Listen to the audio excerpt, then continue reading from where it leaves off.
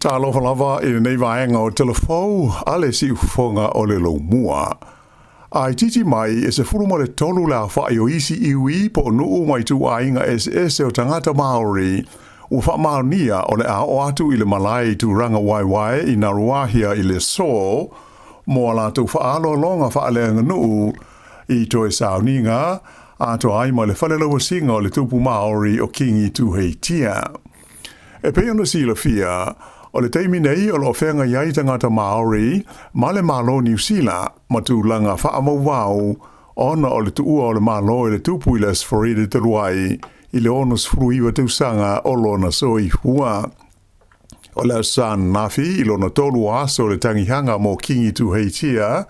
sa whaatasi ai le komona sili i a Dame Cindy Kiro, a e whaapea tai ma sui o le lotu Maori o le Ratana Church, whapea ia iwi au fiai le te aroa o Ngāti tu whare toa, Ngāti kauwhata, ma Ngāti hine.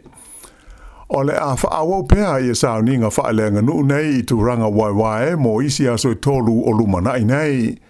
Mai ana whaelia mai whapea, o lea ua amata i le so, ona de tala ma wanoa le marae o lo ta auto ai le tino maliu o le tupu, mo le atunu ua atoa, e via asiasi atu iai, mo ni ala tu whaalo longa masani. O lo iei fo il wha moe o la wha ilo mai alo ia i le stofi o lona whalelo singa. Ia le o le asui tu langa atu i le no whaali i o le tupu o kingi tu heitia ua tu ua le malo. Ua polo ina le whamasinonga le lotu moli maua Iova e la tau te tongi atu i le malo New Zealand se vai ngā tupe e whaase fulma le walu awhe tā la o le tau o ni whamasinonga na o la tau tangi ai e whaasanga i le malo. O le mata aupu e a whiaini tā le sanga sa whaia le nei ka le sia i le whamasinonga e whaasanga le i le komisi sue na whaavai ina le malo New Zealand e sila ma sa ili le tu langa o le Sāmoa ina o tangata sa i lalo o le tausinga a le malo whapea ma whaalapo tonga au fiai e ka le sia yaso ua mamae le Royal Commission of Inquiry into Abuse in Care. O ia tangi uma le moli maua Iova e le imanuia mai o le tupe ua polo ina le ka le sia le whaamisnonga i le tongi i le malo o le tau lea o le whaangai o ia le malo o lana pito la au sa tali atuai i tangi nei e pei o na la tau whaia. O le tausanga na te nei lua awhelua fultolu na whaia i le tārsanga a le lotu Kerisiano mo li maua Iova o New Zealand ma Australia i se tau mwhainga ina ia le a wai ma fia la tau i sa ililinga a le komisi sue pei ona ta ua. Pei tailana te ena i le Italia le whaamasinonga ia tārsanga ai na toi apili e le lotu le whaaiunga ai o le masina lao a perila le tausanga nei le ana tui na mai ai le whaaiunga ma te ena ai e le talia ia lea apili. Whailo mai la wa ioe le kālesia e la tau te tongi atu i le malo le au whainga e todus furunua awhe todus e lau nufultasi tā la o le tau lea o le whaamisnonga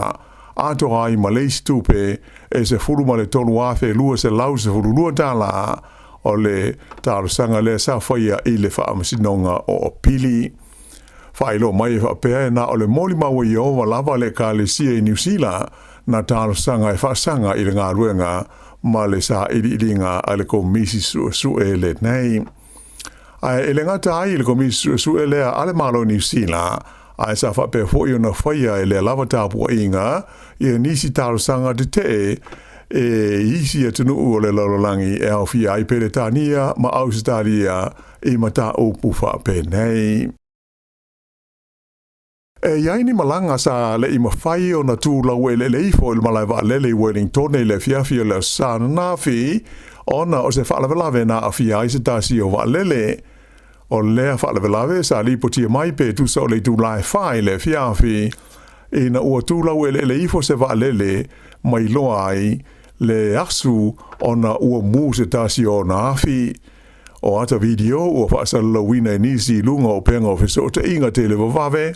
ua manino mai ai le matua malosi o le asu mai le afi na afia o lea wa lele.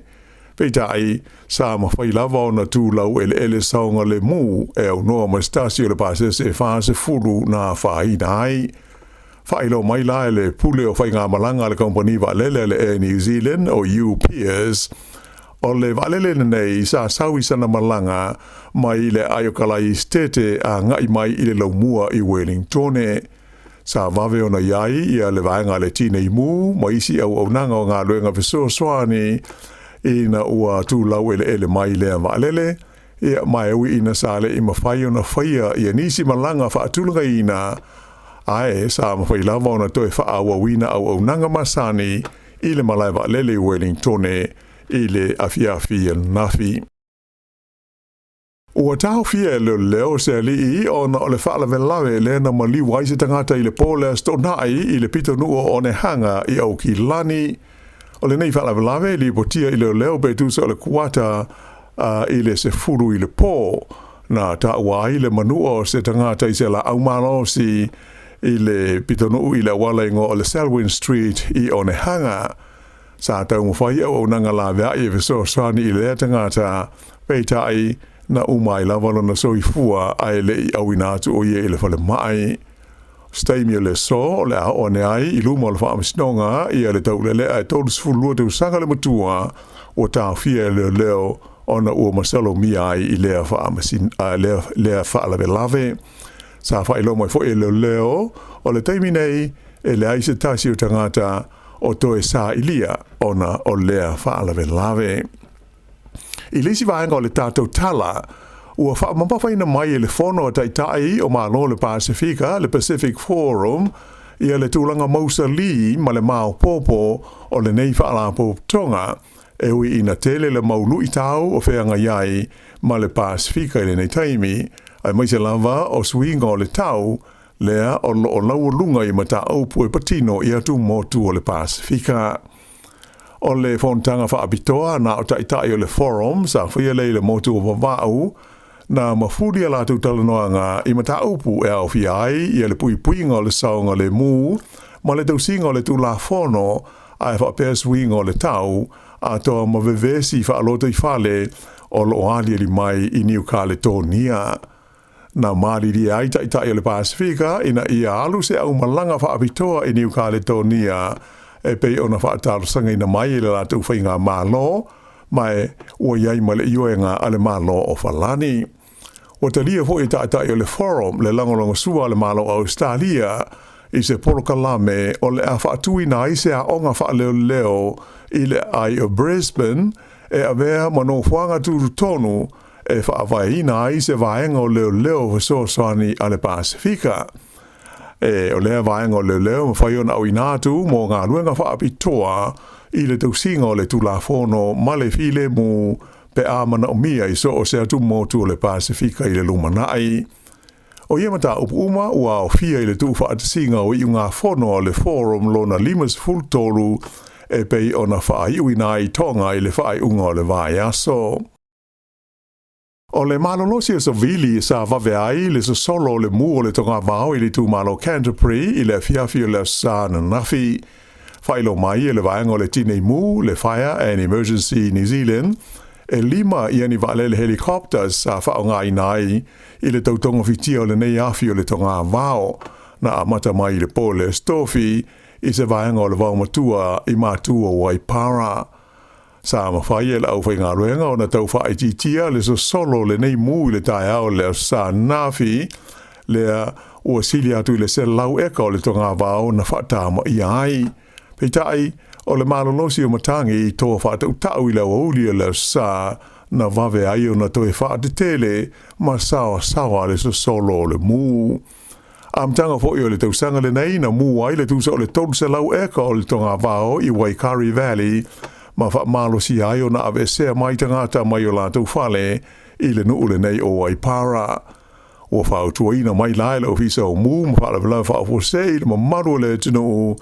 ina ia wha tete i le tutuina o afi i whafo, ma a whaia iai se afi e whaia i whafo i mauti noa ua pēlelei ina pui ai le ono tūlei mai o se mu o le tonga mao.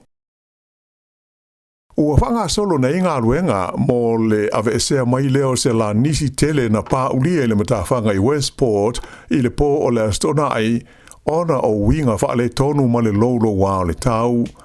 Ua tu whaatasi ai nei Wellington se vaenga o tangata to mai wha avitoa I wha la velave ma wha afi tauli e tupu le ngata I whale mo le wha tonu ina o lea ngā luenga. Ai o lea ua awinatu I le matawhanga I Westport I o masini sua ele mo ngā luenga le tautao fia lea o le lanisi mai le toe ta whea pe a o ina sua mai le tai. Whaelo mai le uni o ngā luenga tau I le ngā tai whale New Zealand o le lanisi tele le nei e whaingoa ina o le manahau e le 11 o mai I le tono New Zealand o se waa whapea le stala I niwe mai o lona o waa o tangata uma mai whafo e le aise New Zealand o au fia ai. Whairo mai ai le kompani e ana le lanisi le Westland Mineral Sands o loo saunga le mu umala o waa to sfuma le tasi o le manahau mai o lo ngā lue whaatasi I lātou ma le pūlenga o le ngā te whale New Zealand e sa ili le mafua angana pā uri ai ia lea lanisi. I tālonga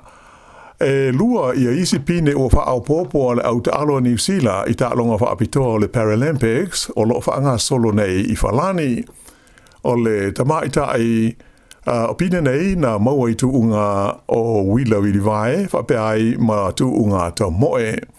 O le tamaita I titi e wila o Nicole Mari tolu sfultasi te usanga o le soifua na pine apa me mea I le tuunga o le C5 o le mamao e tolu a femita. O lona tolu a ile o pine New Zealand o maua ia ta longa